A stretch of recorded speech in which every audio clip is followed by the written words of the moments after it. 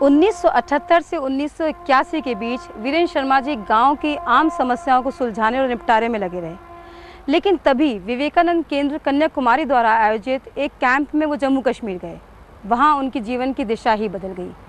आखिर ऐसा क्या देख सुन लिया था उन्होंने उस कैंप में? वो वहाँ पर 21 दिन का रेसिडेंशियल कैंप था और ऑल इंडिया कैंप था। उसमें पूरे कंट्री से करीब 78 लोग थे। वो विवेकानंद केंद्र के जो लाइफ वर्कर्स थे और वो जो कोर्स कंडक्ट करने वाले लोग थे, वो इतने डेडिकेटेड थे, इतने मोटिवेशन से भरे हुए थे कि वहाँ उस कैंप को अटेंड करके कोई आदमी उस मोटिवेशन को ग्रास्प किए बगैर रह नहीं सकता। तो वहीं से हमारा ये स्टार्टिंग पॉइंट हुआ।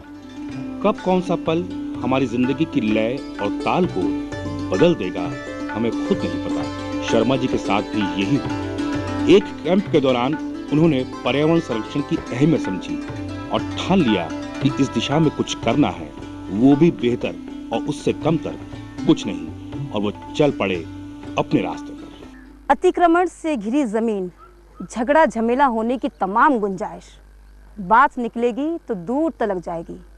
ऐसे में कदम नहीं डगमगाए क्या? संकोच और डर तो नहीं था, लेकिन ये ज़रूर महसूस होता था कि इन लोगों को हटाकर, आफ्टर ऑल हम हटा ही तो रहे हैं, लेकिन फिर भी लगा कि गवर्नमेंट लैंड है और ये एक जो इलीगल प्रैक्टिस बड़े ज़ोर शोर से चल रही है और जो बढ़ती चली जा रही है, उसको हटाकर अगर उससे भी बहुत ज़्यादा उपयोगी समाज के हित में और बड़ी दूरी तक लोगों के समाज के हित में काम किया जा सकता है तो वो किया जाना चाहिए। जिंदगी जज्बे और हौसले को ही सलाम करती है। वीरेंद्र शर्मा जी के साथ भी यही हुआ जब पहली बार 14 हेक्टेयर जमीन पर काम शुरू किया गया। कोई भी आदमी जो एनक्रोचमेंट करता है, वो चाहे ज़मीन का हो या मकान का हो या दुकान का हो, ये बड़ी स्वाभाविक मानवीय प्रवृत्ति है कि वो उसको छोड़ना नहीं चाहता और उसको उससे छुड़ाना इतना आसान भी नहीं होता। लेकिन हम लोगों का जो विज़न था और हमारे साथ जो लोग थे, उन लोगों के साथ हमारी जो समझ और जो अंडरस्टैंडिंग थी, वो इतनी मजबूत थी और वो इतनी क्लियर थी कि वो मुझे लगता है कि शायद उसको डोमिनेट कर गई, उस फीलिंग को और उस चीज़ को।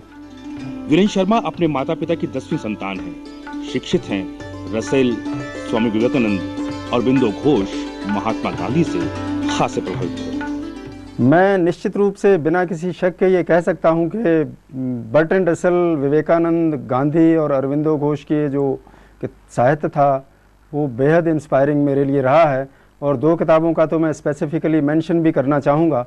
बर्ट्रैंड रसेल की एक किताब है the principles of social reconstruction, और बाद में फील्ड मार्शल जनरल मोंटगोमरी की एक किताब द पाथ टू लीडरशिप। इन दोनों को पढ़ने के बाद मैं ये निश्चित रूप से कह सकता हूँ कि मुझे एक एवरलास्टिंग सोर्स ऑफ इंस्पायरेशन मिला वहाँ से। प्रेरणा ही प्रेरक है, शिक्षा रास्ता दिखाती है। कुल्हार में बदलाव की शुरुआत हो चुकी थी। खाली जमीन पर पेड़ पौधों का बसेरा बसने लगा, जो धीरे धीरे जंगल की शक्ल लेने लगा। गांव कुल्हार कुछ अलग सा दिखने लगा था। इसके सरपंच बनने के बाद 5 साल बाद इनने जंगल लगाने की योजना बनाई और हम सब लोगों का सहयोग रहा और इसी सहयोग से आज जो है जंगल आपके सामने है। जंगल खड़ा करने में जरा दिक्कतें तो आई हैं और जब खड़ा हुआ तो उत्साह बढ़ा कि इसको आगे और बढ़ाया जाए, मगर दिक्कतें आती रहीं। ये उस दिक्कतें सभी कोऑपरेट रहा पूरे गांव का, मई पंचायत का, जनप्रतिनिधियों का, प्रशासक अधिकारियों का भी इसमें सहयोग रहा, तो जो चलता रहा। हमारे जो वीरेंद्र मोहन शर्मा हैं वो सरपंच थे उस टाइम, तो उन्होंने की देन है जी कि जो हरे भरे पेड़ जो दिख रहे हैं वो आज उन्होंने लगवाए और सब गांव वालों का सहयोग रहा। उस समय मेरी उम्र थी 15-16 साल के आसपास और भाई साहब पहली बार सरपंच बने हुए थे। कौन भाई साहब? वीरेंद्र मोहन शर्मा जी। वीरेंद्र मोहन शर्मा ने क्या किया? वीरेंद्र मोहन शर्मा जी पहली बार सरपंच बने ना, तो मेरा भाई साहब से घरेलू संबंध थे। मैं भाई साहब से यहाँ आता था और साथ में पेड़ भी लगवाता था और भाई साहब बहुत मेहनत के पेड़ लगवाते थे। दिन भर यहाँ रहते थे वो और बोलते थे पर्यावरण के लिए ठीक है। तो हम लोग इस गाँव में रुचि हुई इसमें, भाई साहब को काफ़ी मेहनत करना पड़ी इसमें और आज भी वो मेहनत करते हैं। तो आज कुल्हार में कुल कितने हेक्टेयर में जंगल है? जो 26 हेक्टेयर में उस साइड है और 14 हेक्टेयर में साइड है। तो इससे आपको लगता है कि गांव की आबो हवा यानी वातावरण कुछ बदला, पहले से कुछ बेहतर हुआ? हाँ, गांव के वातावरण में ये फायदा मेरा, हमको तो इस तरह गर्मी से फर्क पड़ गया। और हमारे गांव के आसपास में मतलब 40 फुट के आसपास गर्मियों में पानी रहता है, इसलिए हमारे गांव के लिए पानी की भी कमी नहीं आती। ये नर्सरी है माने पंचायत की, उन्हीं की देन है, उन्हीं ने बनाई है। जंगल खड़े हो गए, गांव की आबो हवा ही बदल गई।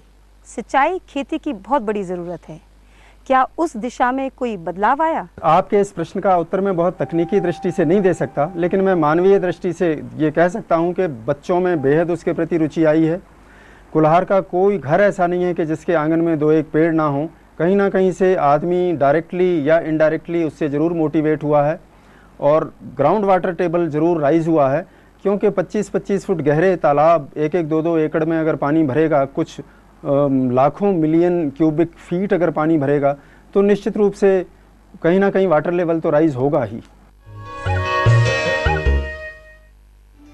जिस दिल में लौ लगी हो वो एक दिया ही नहीं तमाम दुनिया रोशन कर सकता है, और जब मन रोशन हो तो बात ही क्या।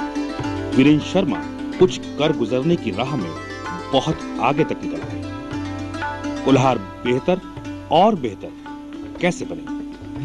पेड़ रहेंगे तो हम रहेंगे, इस दृष्टि ने कुल्हार को जंगल दिए, लेकिन अब आगे क्या? वीरेंद्र शर्मा जी 1978 से 1994 तक गांव के सरपंच रहे। ऐसे में गांव के लोग पर्यावरण को संरक्षित करने के और सहेजने के महत्व को समझ चुके थे। पानी एक ऐसा मुद्दा है जो हमारे लिए बेहद ज़रूरी है। पानी को सहेजने के लिए और सुरक्षित रखने के लिए क्या कुछ किया गया?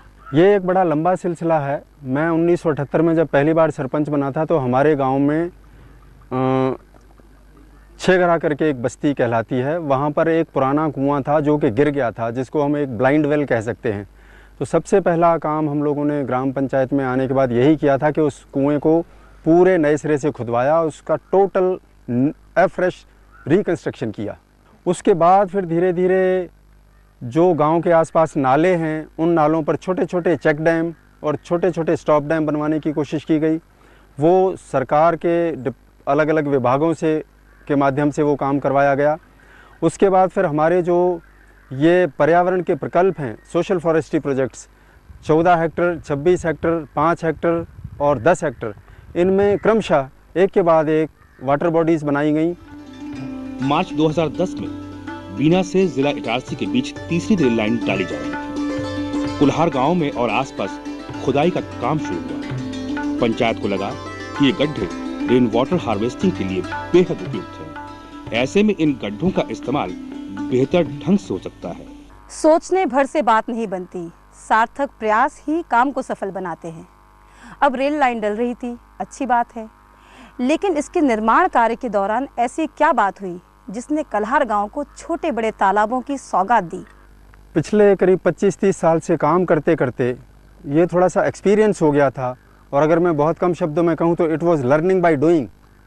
तो जब ये रेलवे लाइन डल रही थी तो उसके पहले हम इतने वाटर बॉडीज़ बनवा चुके थे, इतने परकोलेशन टैंक्स बनवा चुके थे कि हमारी नज़र में रिफ्लेक्ट कर जाता था कि कौन सा एरिया उसके लिए बेस्ट सूटेबल है।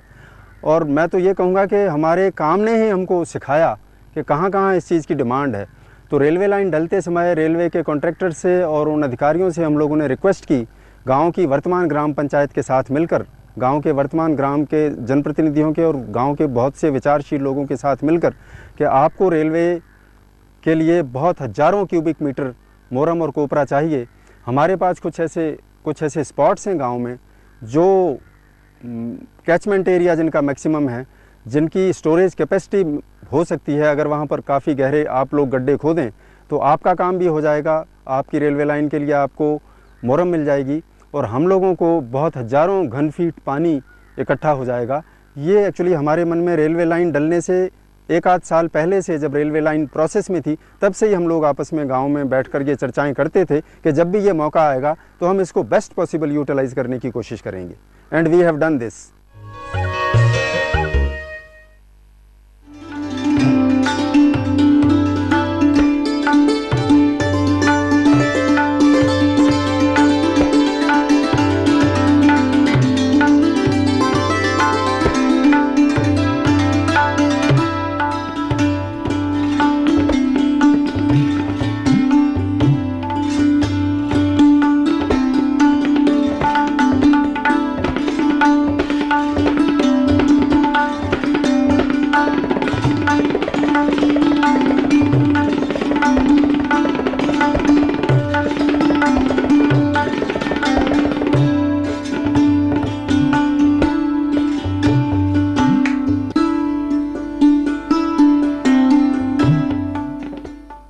गवर्नमेंट का और प्रशासन का सहयोग हमारे साथ हमेशा रहा। हमारी जो योजनाएं और हम जो उनके सामने स्कीम लेकर अपनी तरफ से जाते थे, उसकी गुणवत्ता देखकर और उसकी समाज के हित में दूरगामी उपयोगिता देखकर मेरे ख्याल से ऐसा शायद एक आधी मौका होगा, या तो एक भी मैं नहीं तलाश करके कह सकता कि जिसमें हमें सहयोग ना मिला हो।